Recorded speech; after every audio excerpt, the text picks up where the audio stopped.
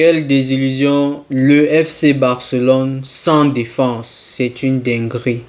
Bonsoir les amis, j'espère que vous allez tous bien.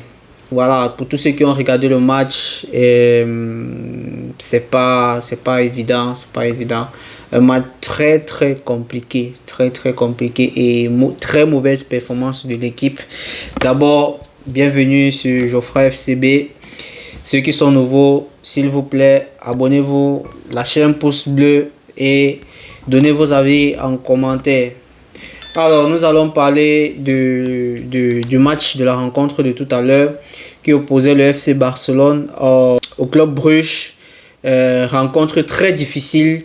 Bruges nous a vraiment tenu en échec chez eux à domicile.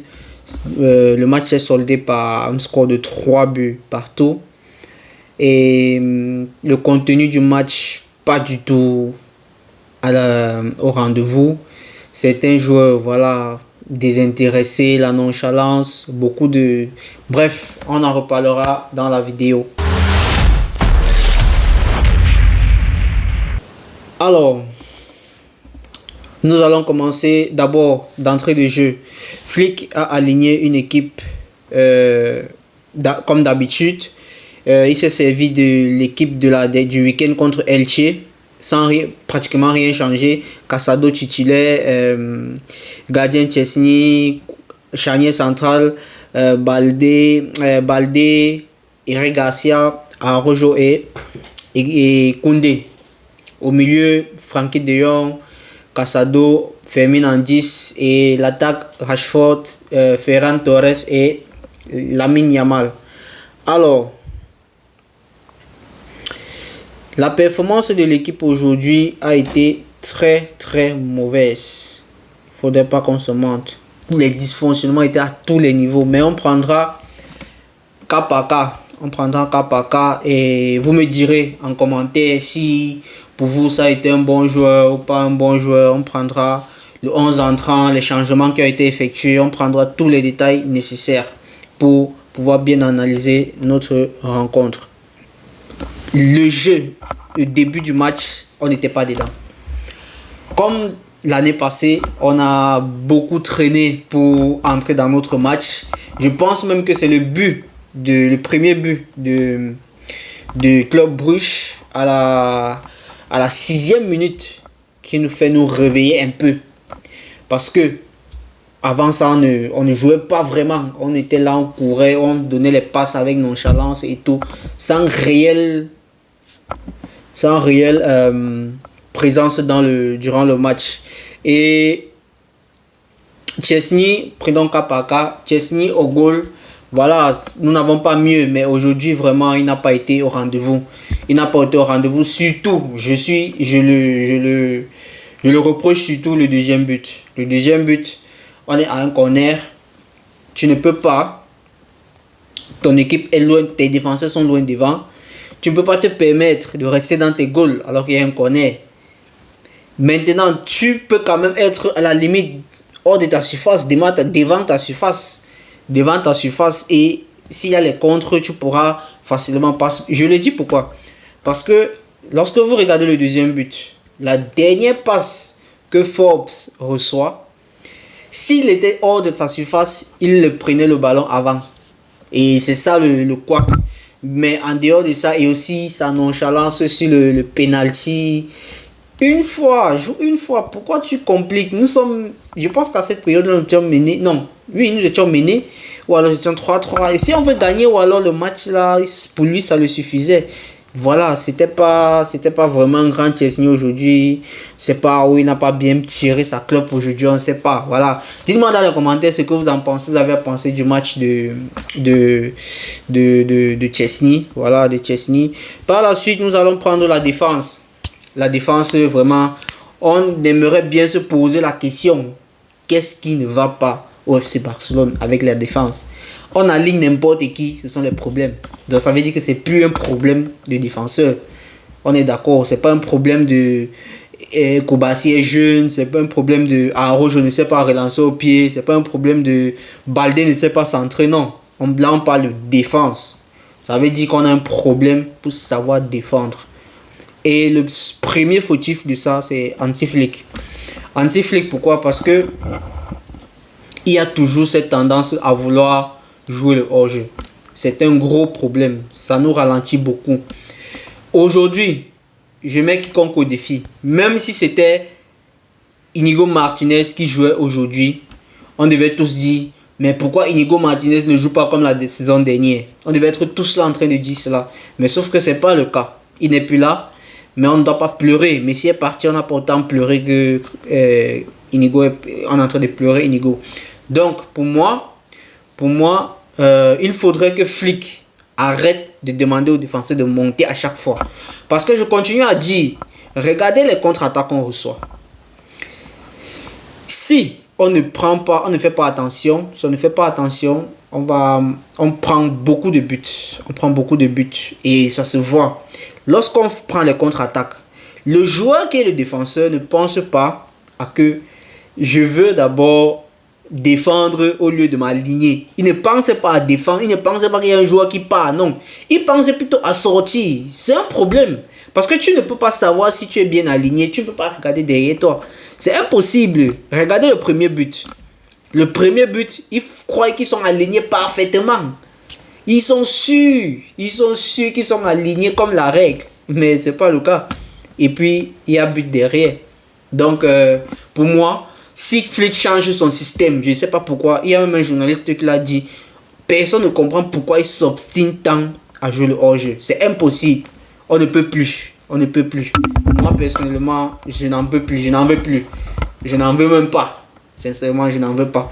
Parce que c'est pas parce que la saison dernière, ça a marché que ça va marcher tout le temps. Même Guardiola aujourd'hui se réinvente.